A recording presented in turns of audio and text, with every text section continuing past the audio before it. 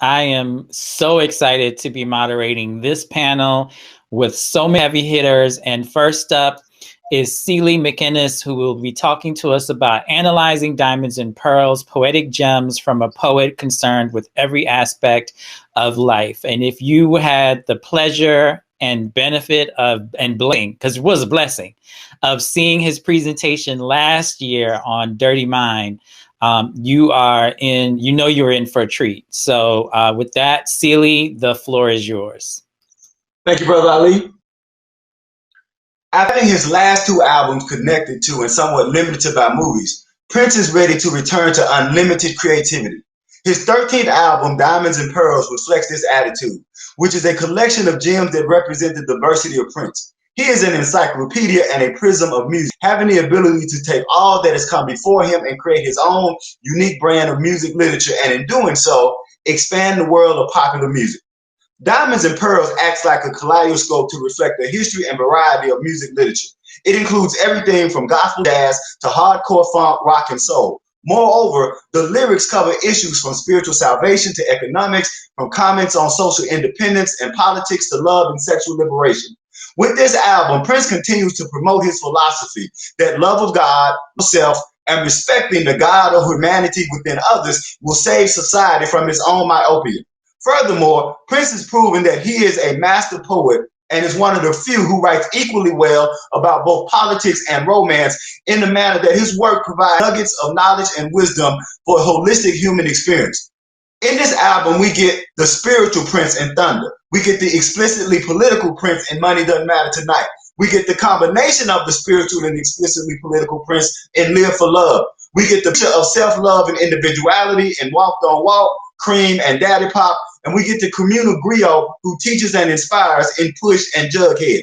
His ability to address politics and romance with the same nuance, depth, and passion puts him in the rare company of Stevie Wonder, James Brown, Bob Marley, Earth, Wind & Fire, Marvin Gaye, and even Rick James and Smokey Robinson. For some of you saying Rick James and Smokey Robinson, no, Rick James wasn't just Mr. Super Freak. Check out his song, Mr. Policeman. It is one of the greatest comments on police brutality. And for those of you who think Smokey Robinson only wrote love ballads, check out his song, Just My Soul Responded. It is still one of the greatest comments on the Vietnam War. So with Diamonds and Pearls, Prince is continuing that tradition, writing to end wars, admonish the U.S. government for sacrificing young bodies to monopolize oil resources, to critique individual obsession with money that leaves millions homeless and starving, and to teach people to love God and themselves as an alternative to drugs and alcohol and a deterrent to suicide. He is also asserting with songs like Diamonds and Pearl, Strolling, Insatiable, and Get Off that loving someone is the most revolutionary thing that one can do. For as Prince often asserted, only love can conquer hate. Especially when one understands that for Prince, sexual liberation is tantamount to political liberation. Additionally, Prince is expanding the blueprint of what it means to be a Black, male, popular music artist by refusing to accept limitations on the music that he can play and on the topics that he can address, which functions to give the generation of artists after him the freedom to express multidimensional aspects of who they are and what it means to be an African being. So let's begin with Thunder, which is a forthright fusion of funk and gospel, proclaiming and echoing the presence and power of God. Quote, thunder all through the night. Promise to see Jesus in morning light. Take my hand, it'll be all right. Come on, save your soul tonight. End quote. Yet Prince is neither interested nor satisfied with communing with the God in the sky, separate from the tangible world. Prince's liberation theology involves finding ways to manifest the love of God in our daily lives. Thus, he tropes the message of God's comforting love in Thunder as a reflection of inner peace and self-love in songs such as Walk Don't Walk and Cream, in which Prince is persistent in his message regarding the importance of positive self-esteem and living one's own terms. These songs stress the importance of thinking for oneself and not being controlled by peer groups or society. In Walk Don't Walk, he asserts, quote, don't walk on that side of the street. Don't walk where it feels the best. Don't talk to people you meet unless they talk the way you want them to. Walk like you need to ride. Don't walk with a confident stride and people will walk all over you. End quote. And then in Cream, he continues the same message with, quote, you will hit because of the burning desire. It's your time. Everything you do is success. Cream on top. Cream don't ever stop. End quote. In both of these songs, he is asserting that self-love is the vaccine to prevent one from being bullied, shamed, and controlled by others. Next, he continues to expand his message of self-love and the love of God in Don't Matter Tonight, Live for Love, and Jughead to address balancing the priorities of love and money. Through these songs, Prince confronts the injustices that most people face due to the extremism of capitalism, which produces greed rather than love. Prince portrays the poor as pawns in the game of capitalism controlled by big business and government. More specifically, he addresses the use of the poor in the military, the economic struggle of the common man to ascend from poverty, and his own money matters. In Money Don't Matter Tonight, he states, quote, look, here's a cool investment. They're telling him he just can't lose. So he goes out to try to find another partner, but all he finds are users. Money doesn't matter tonight. It sure didn't matter yesterday. Just when you think you got more than enough, that's just when it all up and flies away. Guess you're better off making sure that your soul is all right. End quote. It is then in Live for Love that he adds, quote, they told me flying planes was supposed to be cool. Maybe I was better off staying in school. How can I live for love? I'm called and live for love. Without love, you don't live. End quote. In all of these songs, Prince discusses exploitation of the poor and the uneducated. His response is to promote the importance of education, which will give one the wisdom from being misled by infatuation with the physical. Those who are properly educated are less likely to be exploited. The protagonist in Live for Love is in his predicament because he was educated to be a follower and a laborer rather than being a critical thinker. In Money Don't Matter Tonight, Prince is stressing that mostly the poor and the uneducated are on the front lines of the war. And in Jughead, Prince, through Tony M., laments how black artists such as Richard have been exploited by record companies because they were kept in the dark about the business of art. As such, Prince presents education as the primary tool of liberation for all of these protagonists. Further, he adds that those who do not desire the physical are less likely to be exploited. Prince is preaching that humanity must learn not to be seduced by the dangling carrot of capitalism. Then people were less likely to be pimped or exploited. To be clear, this is not pie in the sky theology of not wanting anything of the earth. In all of these songs, he asserts that people should fight for what is rightfully theirs. But he also adds that if you don't deal with a snake, you won't get bitten by a snake. And this is what makes Walk Don't Walk so significant. It interjects the need and importance of self-esteem. Positive self-esteem will give one the courage to chart one's own course. The economic leaders of this society, they don't want individuals. They want a mindless mass. By becoming the individual of Walk Don't Walk, one cannot be exploited and fall into the traps that we see in Live for Love and Money Don't Matter Tonight. Thus, by creating these songs as bookends and complementary pieces to each other, Prince has created a concept album in which all of the songs promote healing through love and education. To most people's surprise, Jughead and Push are the perfect examples of Prince's poetic prowess of lyrical misdirection, in which the surface of a song causes listeners to think that they're getting one thing, often mindless sex or a simple party song, and then Prince uses a subtle lyric to slip in an insightful message or commentary in unexpected places. Push is a funky dance jam that is designed to beat down the dance floor. From the beginning, it's highly syncopated and charged with sexual energy as Prince's falsetto sings on top of Rosie Gaines' alto S bottom. It is not to be missed that Prince's vocal is on top of Rosie Gaines' vocal, grinding out what seems to be a celebration of dance as a vertical metaphor for a horizontal desire. From the first beat of Push, y'all know what time it is. Get your asses on the dance floor and push up against each other. Yet once again, Prince's lyrical creativity is what separates him from the others. As Prince stated years later in What's My Name, quote, you never would have drank my coffee if I wouldn't have served you cream, end quote. Whereas others create metaphors to discuss sex, Prince is often using sex, or in case sexual desire, as a metaphor to discuss living one's best life or learning how to push beyond the limits and hurdles that life often provides. In the middle of this phonetic sexual frenzy, Prince takes the energy and transfers it from our libido to our hearts and minds, motivating us to push, which means to use everything that we have to become the people that we want to become and live the lives that we want to live. Quote, every time you get some, people want to take it back. They'd rather see you on the run than see you have it like that. Every time they stop you, you got it more than a top push. Don't stop until you go, end quote. Just like James Brown and Sly Stone before him, Prince was always lacing his funky danceable grooves with insight and wisdom designed to push listeners from the cages and boxes that other people had designed for them. This type of song that can inspire young people to shift their focus from working for someone else and waiting to be approved by someone else to owning their own company and being the person who creates jobs and provides opportunities for others. Similarly, on the surface, for many listeners, Jughead is a simple, mindless, poorly crafted dance song. Yeah, I've been hearing y'all all day. Yet before we can discuss Jughead, we must first discuss Prince's affinity for the dance song or songs about dance. Like most of us, Prince's childhood was filled with lots of dances that one had to learn to be part of a community. Mastering a new dance was the definition of what it meant to be stylish and hip, which means to be synchronous with one's community. Moreover, Dr. Tony Bolton shows in his excellent book, Groove Theory, that dancing is a physical expression of an individual and communal ideology. Therefore, to learn a new dance, especially one that is popular in one's community, is affirmation of being unified with one's community while promoting and being in dialogue with the sensibilities and principles of their community.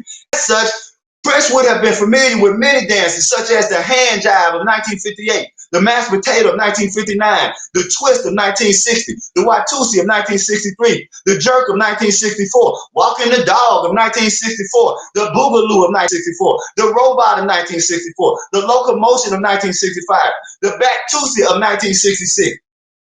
Let me take a pause on the Batusi for a moment. The Batusi was actually based on the Watusi, but it was actually first created by that popular show Batman. Why relevant? Because we all know that one of the first songs that Prince learned to play on the piano was the theme song to Batman. And if you don't know about the Batusi, this is the Batusi. Now, why is this move important? Because the first time many of y'all saw this move was when Prince did this in Love Sexy. So when Prince did this in Little Red Corvette. So Prince is clearly influenced by all of those dances. Another dance would be the camel walk, which started in 1920 but became popular again in 1968. The funky chicken in 1970. The splits, which began in 1920 and carried through to the late.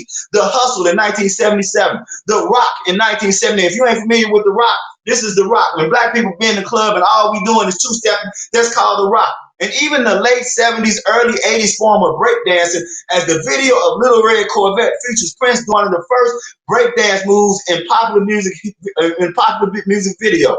With all of this as part of his individual and cultural history, then it isn't a surprise that Prince's catalog contains several dance songs or songs about dances that were co-created by him, including The Walk, The Bird, The Wooden Leg.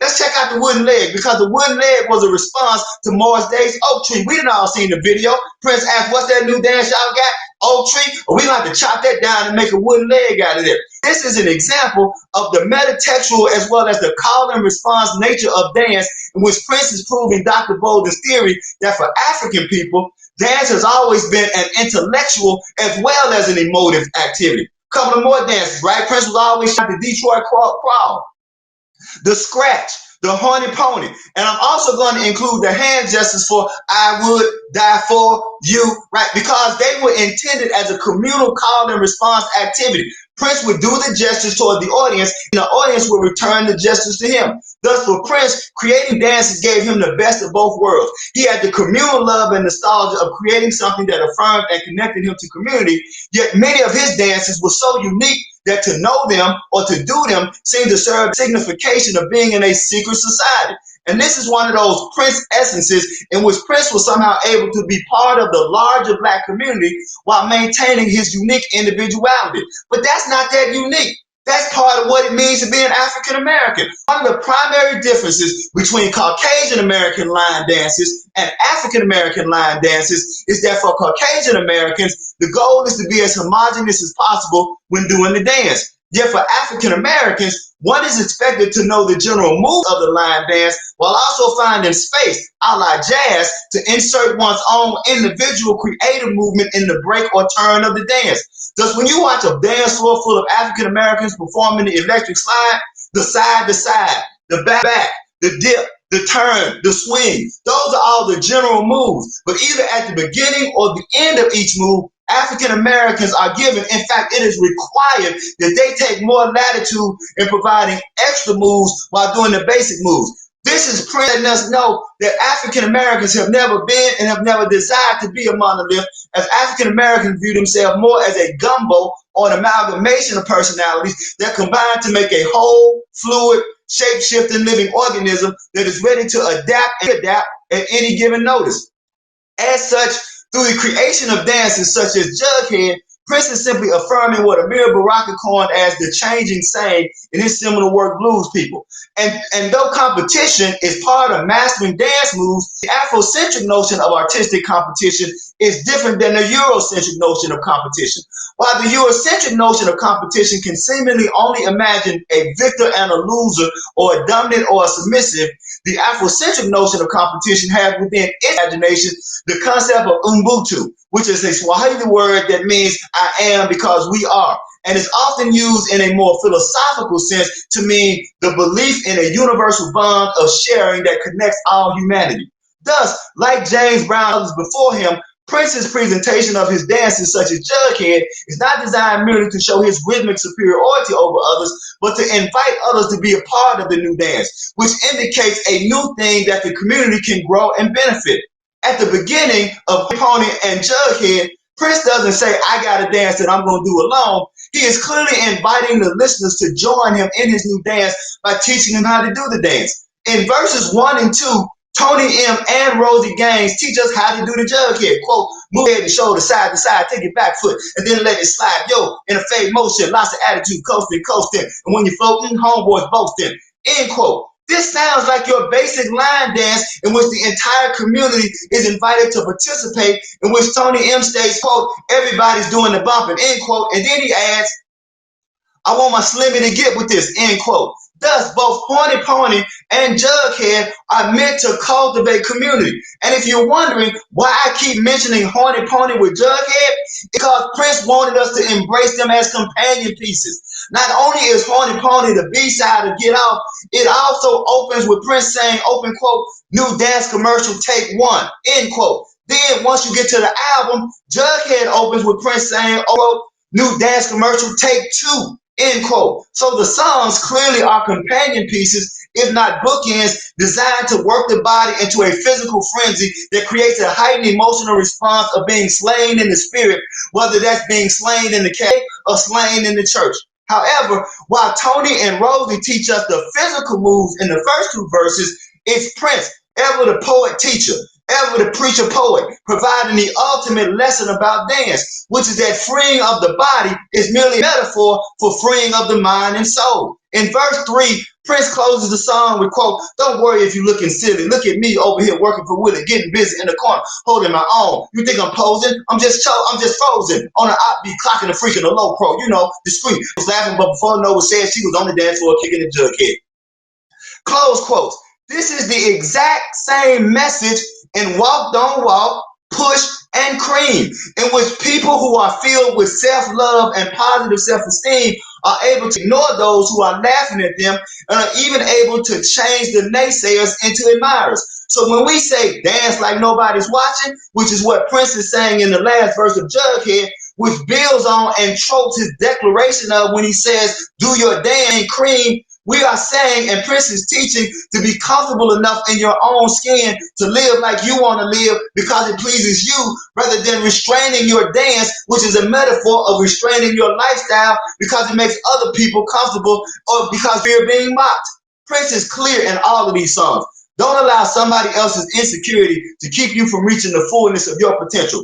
The same people laughing at your dance, laughing at your fashion, laughing at your language, laughing at your lifestyle, those are the same sorry ass people who want to be miserable because they sorry asses is miserable. So as such, with Jughead, Horny Pony, and all the other dances that Prince created, he is echoing the same philosophy of RJ's latest arrival, Shackles on My Feet, which states, shackles on my feet and shackles on mine. Don't let nobody hold you back because you're the one that they're laughing at, end quote. So Jughead is just another metaphor in movement designed to liberate listeners from the boxes and cages of other people's insecurities. However, that's only the importance of the physical dance that the song teaches. On another level, the afterword to Jughead addresses what it means to have one's culture co-opted by others. Black people are the only people on the planet who don't control what we do at the high level, be it our art or our athletic ability. Thus, the genius of Jughead's afterword is that Tony M's rhythmic explication merges in the same way as a great lion dance merges the present and the past struggle with African Americans to be recognized and paid profit for their contributions to American culture. Right? Remember that when Tony M says, and you laugh at my brother Little Richard when he says you ain't gave him nothing. Hell, that ain't no joke. His songs are still selling. That man could die broke. Right? It is Prince taking his personal issue with Warner Brothers, connecting it to Little Richard's historical issue, and creating a new groove, a new dance that the entire community to dance to liberation. Yet the most brilliant part of the afterword is almost missed. When Tony evokes the name of Little Richard, the white manager says, let's leave him out of this. And when he says that, that is the white oppressor trying to tell the black oppressor to ignore your history. So Prince is making it clear. Know your history, and you can connect the dots to be a critical thinker and get strategy to overcome your oppression. That's my time. I'm done. If you want the rest of this, you can email me and I'll send you the rest of it. Thank y'all for listening to me.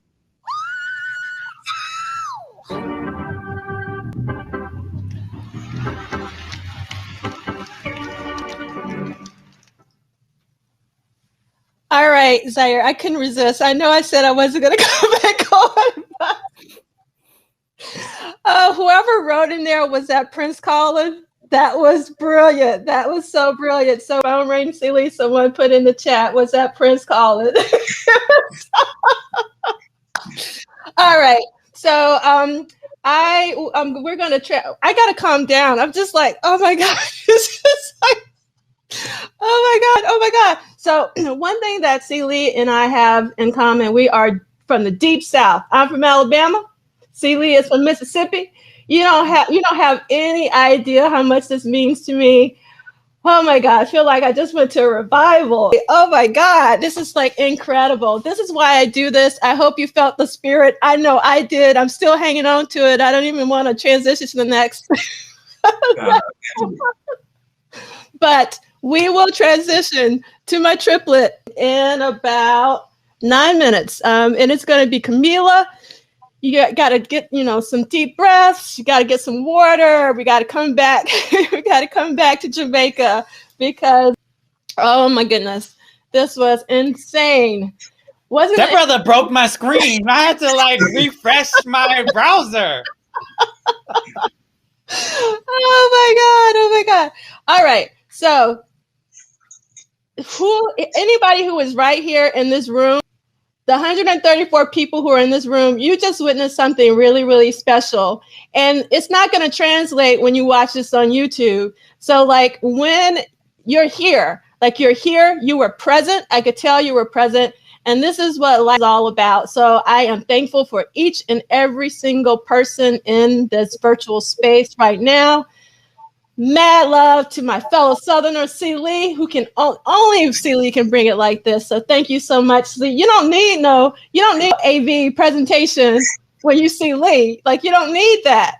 You can, you just have the energy. So I'm going to stop talking because I could talk about Liegh forever. So thank you for that. That was fantastic. Look, I just want to say, first of all, thank you for doing this. Thank you for using your intelligence and your brilliance to not only celebrate our favorite artists, but for bringing joy and light. Joy resonates from your spirit. So I second Brother Ali. And, and I get to meet so many great people that I've seen that I've admired, like Brother Ali and Brother Elliot and Brother Miles and Sister Camila. And so I just thank you for bringing us together.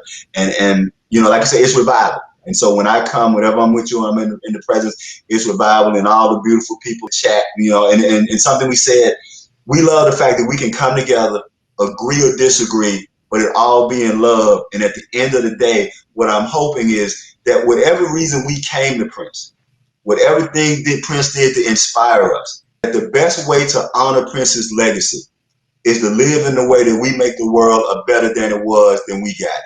And if we do that, no matter why you came to Prince, whether it's rock, whether it's soul, whether it's sexuality, whether it's politics, no matter what reason you came to Prince, you take whatever Prince gave you and use it to make the world a better place, you are living in the tradition that Prince wants you to live. And so I want to thank you, Prof. Duff and Brother Ali, just for keeping that core front so we can remember that.